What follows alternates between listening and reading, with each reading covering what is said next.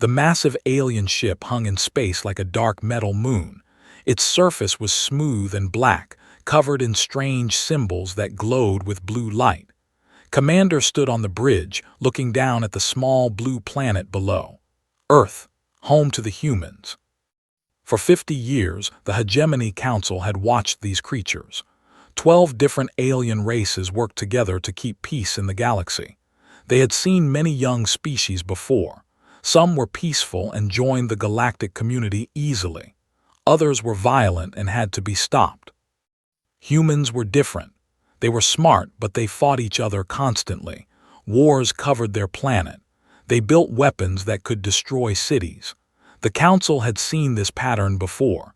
Species like this usually destroyed themselves, or they became a threat to everyone else. 4 arms moved across the control panels. His large head turned toward the communication screen. The human delegation waited on the lunar station. They looked so small and weak compared to his own people. His species was 8 feet tall with thick gray skin. They had evolved on a heavy world and were naturally strong. "Open the channel," ordered in his deep voice. The screen flickered to life. President of United Earth sat at a table with 5 other humans. They all wore dark blue uniforms. Behind them could see the metal walls of their lunar base. Such primitive construction compared to hegemony technology. President began. "The Council has made its final decision about your species." President leaned forward. She was an older human woman with gray hair and tired eyes. "We're listening, Commander." "For 50 years we have watched your people," continued. "We hoped you would grow beyond your violent nature. We hoped you would learn peace. Instead, you continue to fight. You build weapons. You cannot even unite your own planet." The other humans at the table shifted in their seats. One of them, a man with dark skin and military medals, clenched his fists. General Harrison, remembered from the files. "The Council has been patient," said. "We have kept you safe in your home system. We have protected you from the dangers of the galaxy. But we cannot wait forever." President's face remained calm, but her knuckles were white as she gripped the table edge. "What are you saying, Commander?" "The Council offers you a choice," announced. "You can undergo behavioral modification or you can face elimination." Silence filled the communication channel. The humans stared at him with wide eyes. "Behavioral modification," President asked slowly. Nodded. "Our scientists have developed a procedure. It will remove the violent impulses from your brains. You will keep your intelligence and your ability to work, but you will no longer feel the need to fight or resist. You will be peaceful, happy." General Harrison stood up quickly. "You want to lobotomize our entire species." "We want to save you," replied calmly. "The alternative is complete destruction. Every human will die. Your planet will be sterilized. It is a choice we do not wish to make, but we will if we must." Another human, a woman in a white coat, spoke up. "How many other species have you done this to?" Considered the question. 17 species have modification. They are all thriving now. They work in our factories and farms. They are useful members of galactic society. They are safe. "They're slaves," General Harrison said through gritted teeth. "They are alive," corrected. 23 other species chose resistance. They no longer exist. President took a deep breath. "How long do we have to decide?" 72 hours, answered. "After that time, we will begin the process. If you resist the modification procedure, we will begin the elimination protocol instead." The screen showed the shocked faces of the human leaders. Almost felt sorry for them. They reminded him of younglings who had broken something valuable and now faced punishment. "This is not cruelty," he added. "This is mercy." The Council debated for many cycles. Some members wanted immediate destruction. Others believed you could change on your own. I argued for this compromise. "Why?" President asked. "Why do you care what happens to us?" Was quiet for a moment. "Because despite your flaws, humans show promise. Your art is interesting. Your music moves even alien hearts. Your literature contains wisdom. We do not wish to lose these gifts entirely. But you want to destroy what makes us human, the woman in the white coat said. We want to destroy what makes you dangerous, replied. Your creativity will remain, your culture will continue, you will simply be calmer. President looked at her advisors. They whispered among themselves for a few minutes. Finally, she turned back to the screen. We need time to discuss this with our people, she said. Of course, agreed. But remember, the decision affects your entire species. Choose wisely. The communication ended. Watched the human lunar station through the main, such a small facility, such a small species. But they had built it themselves with no help from the galaxy. That was impressive, even if it was primitive. His second-in-command, Sub-Commander, approached. She was also but younger and smaller than. Do you think they will submit? She asked. Considered this. They have no choice. They must see that resistance is impossible. They have 6 ships in their system. We have 300. They have chemical rockets. We have weapons that can crack planets. But they are stubborn, observed. The psychological profiles show high levels of independence and pride. Pride is a luxury they cannot afford, said. They will see reason, they must. Around Earth's solar system, the hegemony fleet waited in perfect formation.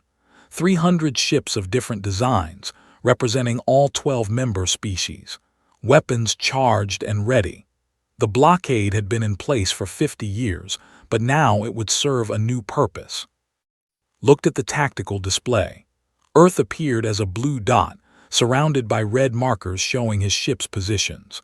One small planet against the might of galactic civilization. He truly hoped the humans would choose modification. They seemed like they could be useful workers once their violent tendencies were removed, and their music really was quite beautiful. But if they chose destruction, he would carry out his orders.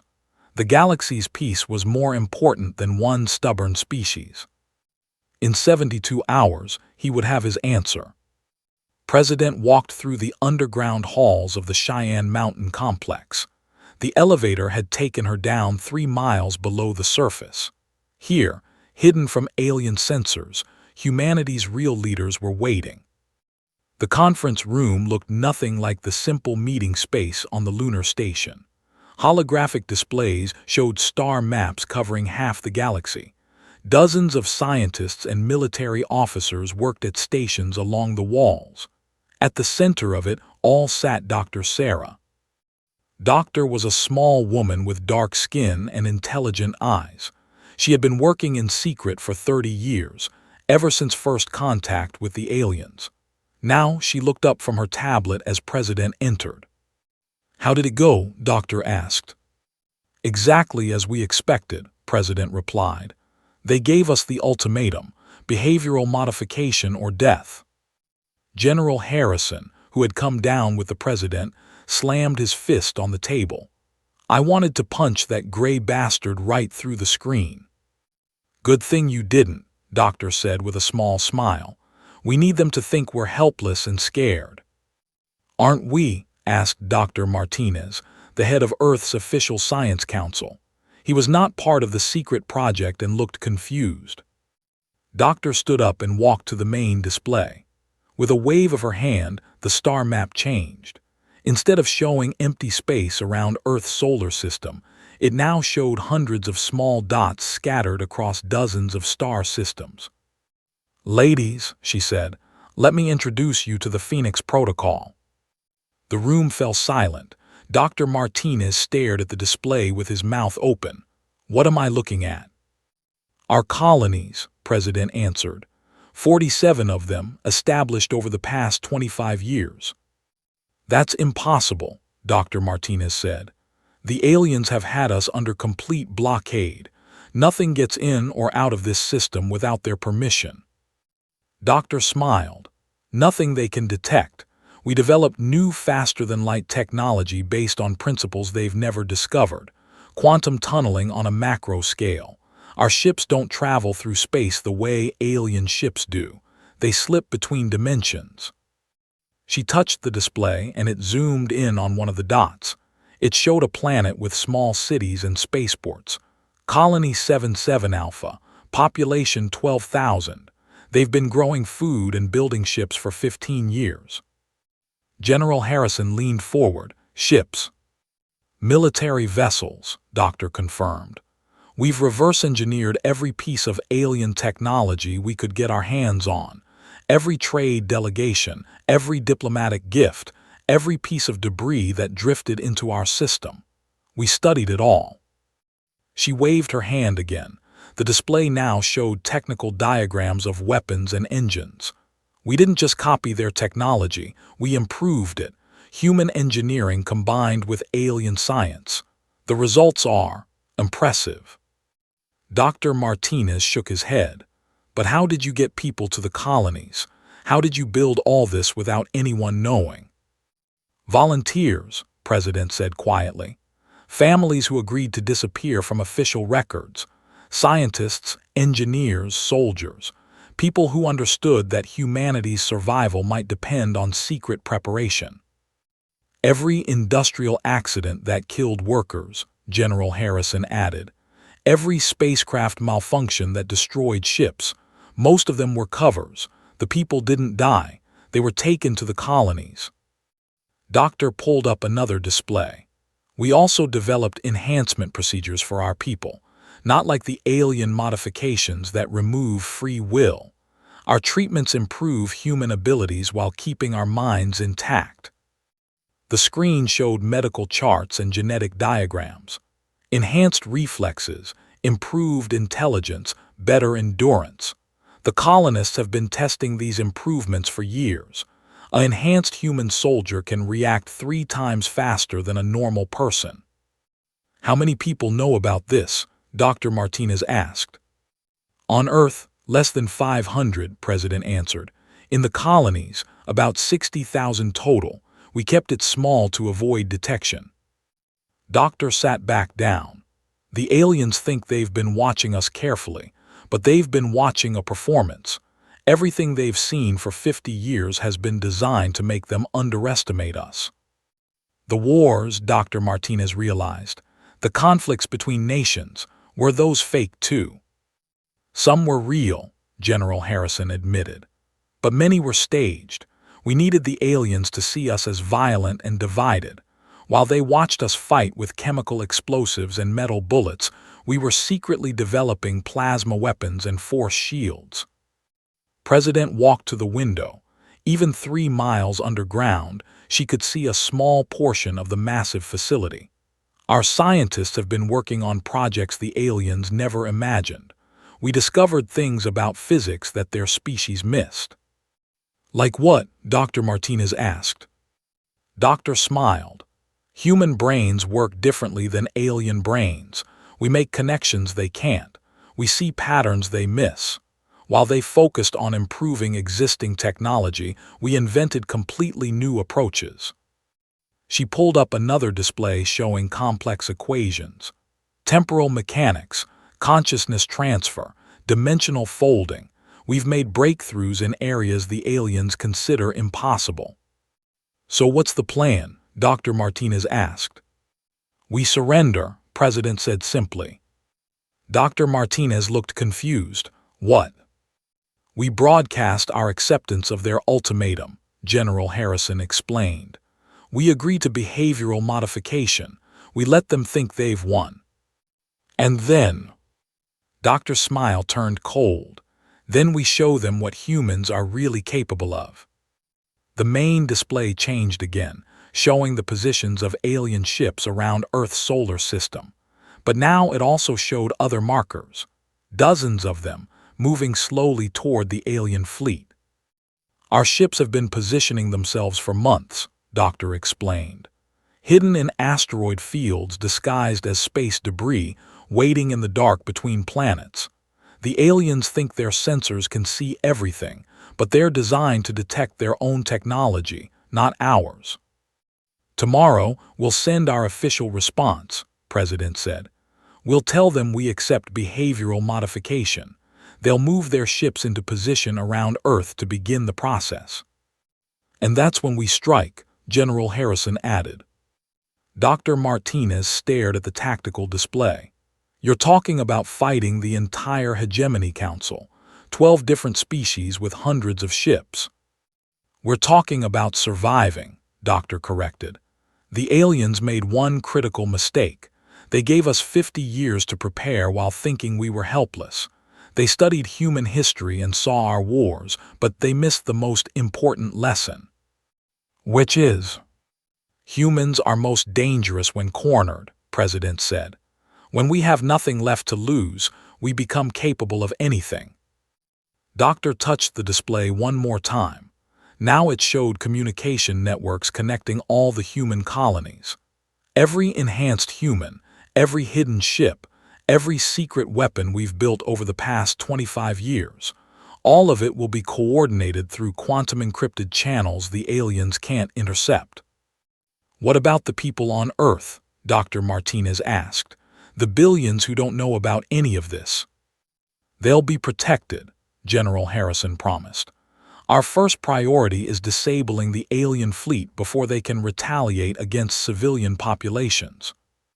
President turned back to the room. Dr. Martinez, you'll return to the surface and help maintain the deception. Act scared. Act defeated. Make them believe we have no choice but to submit. What if we lose? Dr. Martinez asked quietly. Doctor met his eyes. Then at least we'll go down fighting as free humans, not as lobotomized slaves. The room was quiet for a moment. Then General Harrison stood up. How long until the operation begins? 60 hours, Doctor answered. The aliens expect our surrender broadcast in 12 hours. We'll give it to them. Then we wait for them to position their fleet. And then, President's voice was cold and determined. Then we show them that humans were never victims. We were predators pretending to be prey. The broadcast went out exactly on schedule. President sat in the same conference room on the lunar station, looking defeated and tired. The human delegation appeared broken, their heads down in shame. Commander, President said into the camera, after much discussion with our world leaders, humanity accepts your offer. We will submit to behavioral modification. On his command ship, nodded with satisfaction. A wise choice, President. Prepare your people. The modification ships will begin positioning themselves around your planet in 6 hours. We understand, President replied. Our people will not resist. The transmission ended. Turned to his crew. Signal the fleet. Begin Phase 1 positioning. All modification vessels to Earth orbit. Across the solar system, the Hegemony fleet moved into action. The large ships that carried the behavioral modification equipment started their approach to Earth. Smaller escort vessels spread out to provide protection. Everything was going according to plan. Sub-Commander approached command chair. Sir, long-range sensors are detecting some unusual readings. What kind of readings? Small objects moving in the asteroid belt. Probably just debris shifted by gravitational changes from our fleet movement. Barely glanced at the sensor display. Ignore it, focus on the mission. 6 hours later, the modification ships reached Earth's orbit. The massive vessels, each one the size of a small city, positioned themselves around the planet. Their equipment would beam down modification signals that would change human brain chemistry across the entire world. Beginning modification sequence, reported the chief technician from the lead ship, targeting centers of human population. The technician's hands moved across his control panel. Lights flickered across the modification equipment. Energy readings spiked as the machines prepared to fire. Then everything went wrong at once. Captain Maria Santos had been waiting in the shadow of Earth's moon for 8 hours. Her ship, the Retribution, looked like a piece of broken asteroid to alien sensors. But inside, it contained the most advanced human technology ever built. All teams, this is Phoenix Leader, she spoke into her communication system. "The targets are in position. Begin Operation Uprising." Around the solar system, dozens of hidden human ships revealed themselves. They had been disguised as space debris, hidden in asteroid fields and drifting dark between the planets. Now they powered up their engines and weapons. The aliens' first warning was when their modification ships started exploding.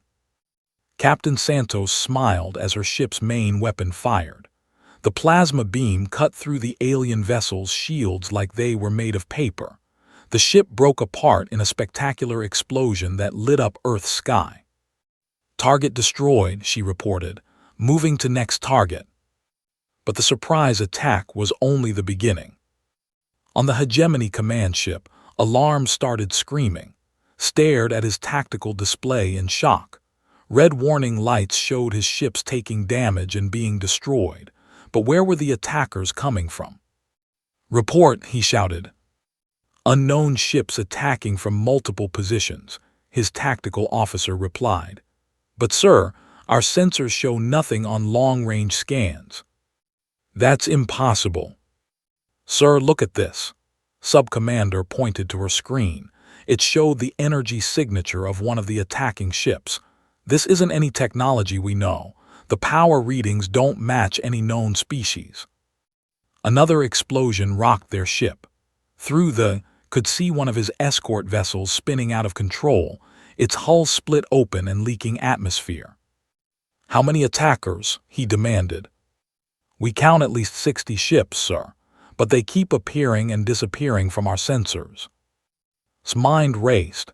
60 ships against 300 should be an easy victory, but his fleet was taking severe damage. "Return fire, destroy these attackers." The Hegemony ships began fighting back. Their weapons lit up space with energy beams and missile trails. But something was wrong. The enemy ships moved in ways that didn't make sense. They changed direction instantly, as if they weren't bound by normal physics. Captain Santos piloted her ship through a storm of alien weapon fire. The enhanced reflexes from her human modifications let her react faster than any alien could. She saw each incoming shot before it fired and moved her ship out of the way. "Phoenix 2, this is Phoenix Leader," she called to another human ship. "Use pattern Delta 7 on that cruiser." "Understood, Leader." Captain Santos watched as 2 human ships attacked a large alien vessel from opposite sides. But they weren't using standard tactics. Instead, they fired at specific points on the ship's hull that had been identified from years of studying alien technology. The alien ship's weapons suddenly went offline. Its shields failed. Then its engines exploded as the human weapons hit exactly the right spots to cause a cascade failure. "How did they know our weak points?" Sub-Commander asked in amazement. "Was beginning to understand. They've been studying us. For years, they've been studying our technology." But it was worse than that. On the human ship Defiance, Lieutenant was using weapons that had been built specifically to fight vessels. The plasma frequency was tuned to disrupt neural patterns.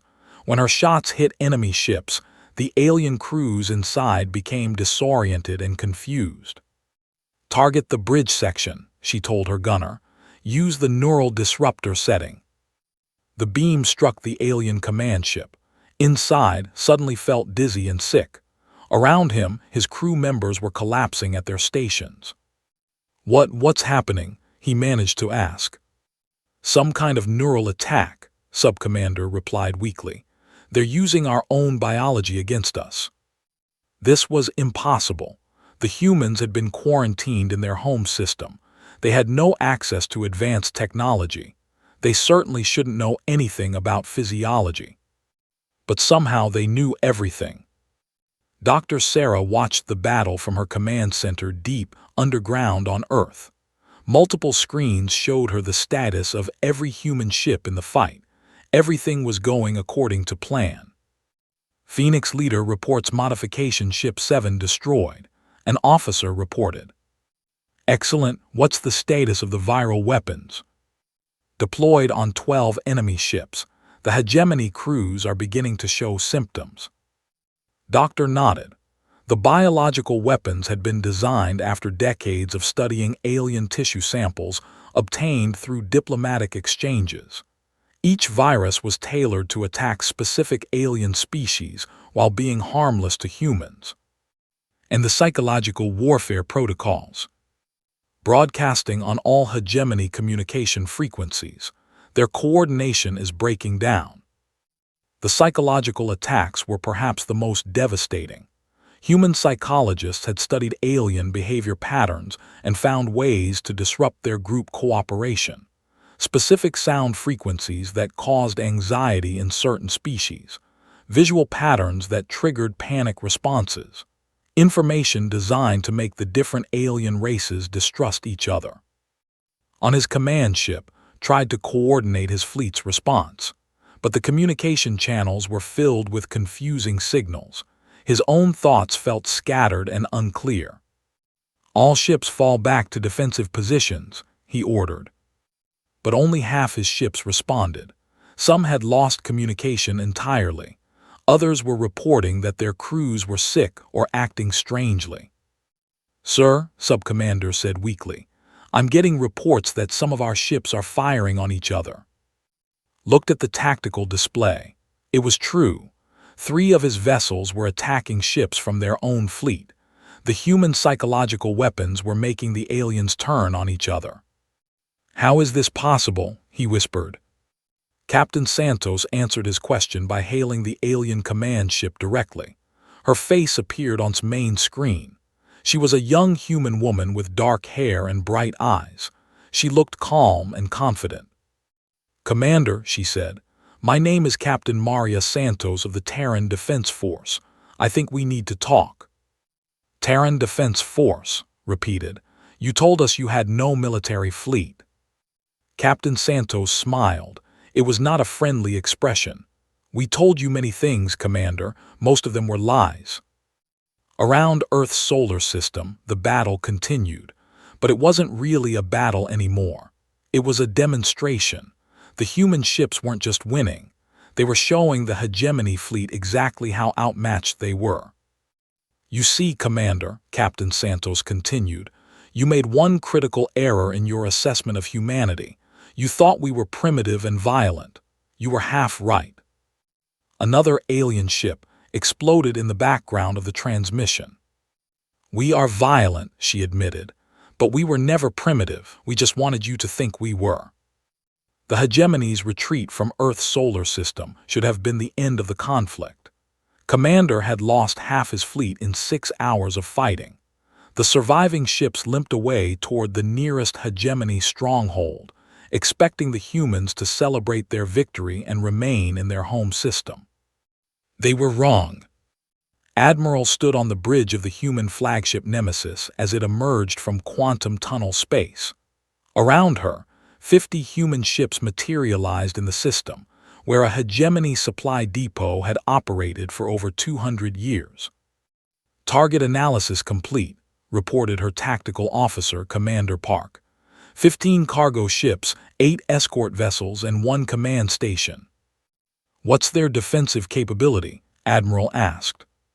"Minimal. They're not expecting an attack this far from Earth." Admiral was a small woman in her 50s, but her enhanced human modifications made her faster and stronger than any alien. More importantly, her improved brain could process tactical information at incredible speed. "Begin the assault," she ordered. "Remember the lesson plan." The human fleet moved forward, but they didn't simply attack. Instead, they demonstrated something that terrified the aliens even more than superior weapons. They learned. The first alien escort ship fired its main cannon at the approaching humans.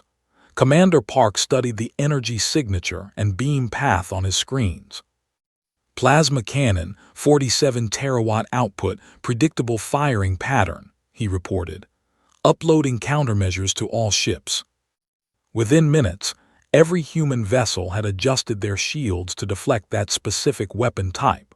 When the aliens fired again, their shots bounced harmlessly off the human ships. The second escort tried a different approach, launching guided missiles. Lieutenant, the fleet's weapons specialist, analyzed their propulsion and guidance systems in real time. Standard hegemony warheads with quantum tracking, easy to fool. She typed commands into her console, transmitting false quantum signatures now. The alien missiles immediately changed course, chasing phantom targets that didn't exist. They exploded harmlessly in empty space. The third escort ship tried to ram one of the human vessels. Captain, commanding the destroyer Vengeance, smiled as the alien ship approached. "They want to play collision physics," he said to his crew. "Let's teach them about human engineering."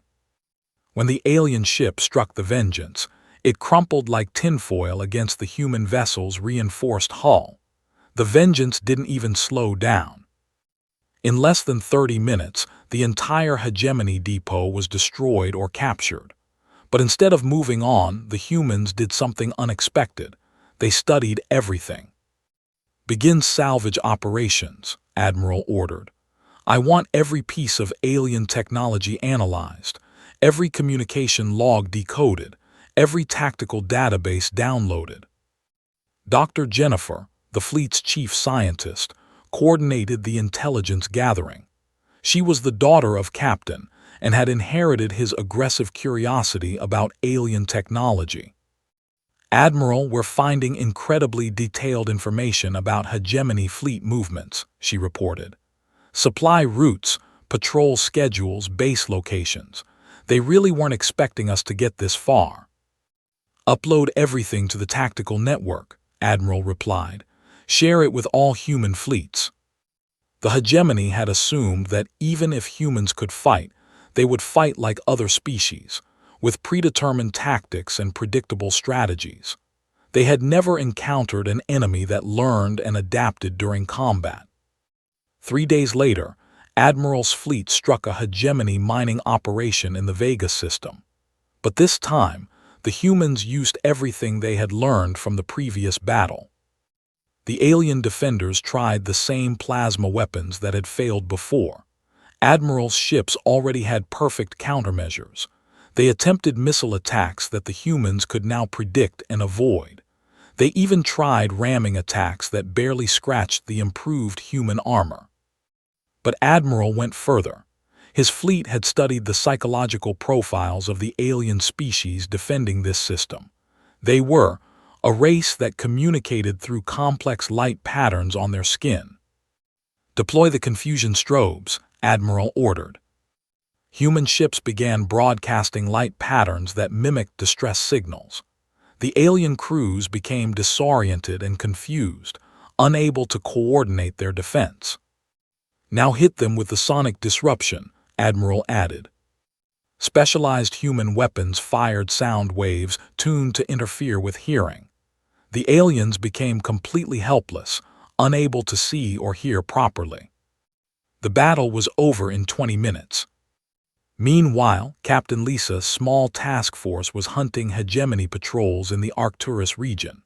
Her ships moved like ghosts, appearing just long enough to destroy their targets and then vanishing back into quantum tunnel space. "Contact bearing 047, her sensor operator reported. "Single hegemony cruiser." "What species?" Captain asked. "Draconian Empire vessel." Captain consulted her tactical database. Humans had been studying draconian technology for decades. She knew exactly how to kill this ship. "Load graviton torpedoes," she ordered. "Target their artificial gravity generators." The draconian ship never saw the attack coming. The human torpedoes struck at precisely the right points to collapse the alien vessel's gravity field. The ship was crushed by its own mass. "Target destroyed," her weapons officer reported. "Shall we search for more?" "Negative, we have a schedule to keep." Captain's fleet was part of a larger strategy. Across the galaxy, human forces were systematically destroying hegemony infrastructure. But they weren't just attacking randomly. They were following a carefully planned campaign designed by human military theorists who had studied alien psychology for 50 years. Admiral Sarah commanded the largest human fleet from her flagship Retribution. She was attacking the hegemony's main shipyard in the Rigel system, but her approach was unlike anything the aliens had seen. Instead of a direct assault, she surrounded the system and waited. Her ship's broadcast captured hegemony distress signals, making it appear that the shipyard was under attack by pirates or rebels. The hegemony sent reinforcements from 3 different sectors, but as each fleet arrived, Admiral's ships destroyed them one by one. She used the aliens' own desire to protect their territory against them. Another relief fleet entering the system, her tactical officer reported. "Let them get halfway to the shipyard, then hit them," Admiral ordered. "Make sure some escape. We want word to spread about how dangerous this region has become." The surviving aliens would report that the Rigel system was under constant attack. More ships would come to investigate, and Admiral would destroy them too. Doctor watched the campaign progress from her command center on Earth. The holographic display showed human fleets operating throughout hegemony space. Green dots marked successful attacks. Red dots showed alien strongholds being eliminated. "Status report," she requested. 47 successful engagements in the past week, her aide reported. "Enemy losses total over 800 ships. Our casualties, 12 humans wounded, 0 killed." Psychological warfare effectiveness. Extremely successful. We're intercepting panic communications from hegemony leadership. They're struggling to understand how we're everywhere at once. The truth was simple but terrifying for the aliens. Humans didn't just fight battles. They analyzed every engagement and became more effective with each victory. They studied alien weaknesses and exploited them perfectly. They used captured technology better than its original creators. Most frightening of all, they shared information instantly across their entire force. Every human fleet learned from every other human fleet's experiences. It was like fighting an enemy that became smarter and more dangerous every day. On his damaged command ship, Commander received reports of disasters from across hegemony space. The humans weren't just winning battles. They were systematically dismantling 2 centuries of galactic civilization. "How many systems have they hit?" he asked Subcommander. 37 confirmed attacks in the past 10 days, she replied. "But sir, that's impossible. They would need hundreds of ships to cover that much territory." "Then they have hundreds of ships," said grimly, "or they can move faster than we thought possible." The reality was both. The human colonies had been building ships for decades, and their quantum tunnel technology let them strike anywhere in the galaxy within hours. "Sir, incoming message from the High Council," reported. Accepted the communication. The council chamber appeared on his screen, showing representatives of all 12 hegemony species. They looked frightened and angry. "Commander," spoke the collective representative, "explain how a single primitive species has crippled our entire civilization in less than 2 weeks." Straightened in his chair. "Honored counselors, the humans were never primitive. They deceived us completely. Their true capabilities far exceed our own."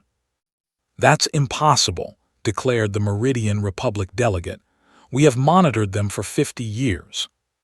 "We monitored a performance," replied. "While we watched them fight with simple weapons, they were secretly developing technology that surpasses our own. While we saw a divided species, they were actually united in preparing for this exact scenario." The council chamber erupted in angry voices. Representatives shouted accusations and demands for action. Finally, the eldest counselor from the ancient empire spoke. "What do you recommend, Commander?" Considered his words carefully. "Total surrender, immediately, before they decide that our complete extinction is preferable to our continued existence." 6 months after the first human counterattack, Admiral stood in what had once been the hegemony High Council chamber. The massive room on the ancient world of Prime had been designed to impress visitors with its size and grandeur. 12 different architectural styles represented the 12 member species of the former galactic government. Now it served as the headquarters of the Terran Commonwealth. Was a tall man with gray hair and calm eyes. His black uniform bore the insignia of Supreme Military Governor, a title he had never wanted but accepted out of duty. Around the chamber, former alien leaders sat in chairs that had once been thrones of power. The formal surrender documents have been signed by all remaining hegemony worlds, reported Colonel Martinez's aide. That makes it official. The war is over. Nodded without satisfaction. Victory had come faster than anyone expected. Once human fleets began their systematic campaign, alien resistance had collapsed completely. World after world surrendered rather than face destruction. Commander sat at the table with the other former leaders. His proud bearing was gone, replaced by the weary acceptance of total defeat. When he spoke, his voice was quiet. "General, what are your terms for our species?" Had been expecting this question for weeks. The surviving alien leaders all wanted to know their fate. Would humans follow the hegemony's example and demand behavioral modification? Would they simply execute all former enemies? Would they enslave entire species? "That depends," replied, "on what you choose to do now." The aliens looked confused. Sub-Commander, who now represented the Dominion, spoke up. "We don't understand. We are your prisoners. You set the terms." Walk to the center of the chamber. "Let me tell you what we learned about your hegemony during our campaign. We accessed your historical databases. We studied your government records. We know what you did to other species." A holographic display activated, showing statistics and images from hegemony files. 43 species forced into behavioral modification, continued. Their cultures destroyed, their independence eliminated. They became workers in your factories and servants in your homes. The alien leaders shifted uncomfortably in their seats. 23 other species completely eliminated because they refused to submit. Their world sterilized, their civilizations erased from history. Dr. Sarah entered the chamber and joined at the central display. She had been studying alien psychology and sociology for months, preparing for this moment. "You ruled through fear," she said. "Any species that showed independence or creativity was seen as a threat. You maintained order by crushing anything that didn't fit your vision of galactic peace." Commander lowered his head. "We believed we were maintaining stability." "You were maintaining control," corrected, "but that's not how humans operate." The display changed to show maps of former hegemony territory. But instead of the rigid boundaries that had existed before, it now showed a more complex arrangement of worlds and regions. "The Terran Commonwealth offers a different approach," Doctor explained. "Species that join us voluntarily will be granted full membership. They keep their cultures, their governments, their ways of life. They work with us as equals. And those who refuse," asked the representative from the Meridian Republic. "Will be left alone," answered simply. "We're not interested in forcing anyone to join us, but we also won't allow any species to threaten others or attempt to rebuild the old system." The aliens looked shocked. This wasn't what they had expected from their conquerors. Spoke carefully. "You're offering us the same choice you were given, join you or face isolation." "With one important difference," Doctor said. "We're not going to modify your brains or destroy your species if you refuse. We'll simply quarantine hostile systems and let them develop on their own." "But you could eliminate us," pointed out the draconian representative. "Your fleets could sterilize any world that opposes you." Met the alien's gaze. "Yes, we could, but we won't. That's not who we are." Over the following weeks, the new system began to take shape. Representatives from each former hegemony species met with human diplomats to discuss their options. The results surprised everyone. Most chose to join the Commonwealth. The alternative of isolation in a galaxy now dominated by humans was too frightening, but their integration was nothing like the forced submission they expected. Dr. Jennifer, now serving as Commissioner of Integration, worked with each species to preserve their unique contributions to galactic civilization. The Meridian Republic has amazing artistic traditions, she explained to a gathering of human and alien officials. Their music and sculpture will enrich our entire civilization. The mathematical insights have already helped our scientists improve quantum tunnel technology. What about the Draconians? Asked Captain Santos, who had been promoted to Admiral after her role in the original Victory. They were the most militaristic of the hegemony species. They're becoming our finest engineers, Doctor replied. Their perfectionist culture is perfect for designing and building infrastructure projects. 3 Draconian teams are already working on expanding the Commonwealth's communication networks. The most surprising integration was with the Commander requested a private meeting with Admiral 6 months after the surrender. I have a proposal, said when they met in his office. My people want to serve in your military. Raised an eyebrow. You want to join the Terran Defense Force. We were soldiers for the hegemony for 3 centuries, explained. It's what we know, what we're good at, but we want to serve a cause that's actually worth fighting for. And you think the Commonwealth is that cause? Was quiet for a moment. General, I spent 50 years believing that humans were dangerous because of their capacity for violence. I was right about the violence, but wrong about the danger. Explain. The dangerous species are the ones who use violence for control and oppression. Humans use it for protection and liberation. You could have enslaved us all, but instead you freed us from our own system of oppression. Consider this. The Commonwealth military could use experienced officers, but you'd be serving under human command, following human principles. I understand, replied, and I accept. Within a year, former hegemony officers were serving alongside humans throughout the galaxy. Some species took longer to adjust than others, but the integration process continued steadily. The most important change was in how galactic civilization approached conflict and diversity. Instead of suppressing different ways of thinking, the Commonwealth encouraged them. Scientific advances accelerated as different species shared their unique perspectives. Art and culture flourished as restrictions were removed. Doctor, now serving as the Commonwealth's Director of Studies, published regular reports on the progress of integration. The old hegemony saw diversity as a threat to order, she wrote. They believed that different species would inevitably fight each other, so they enforced conformity through fear. But diversity is actually a source of strength. Each species brings unique insights that benefit everyone. 2 years after the war's end, Admiral received a communication from the edge of the galaxy.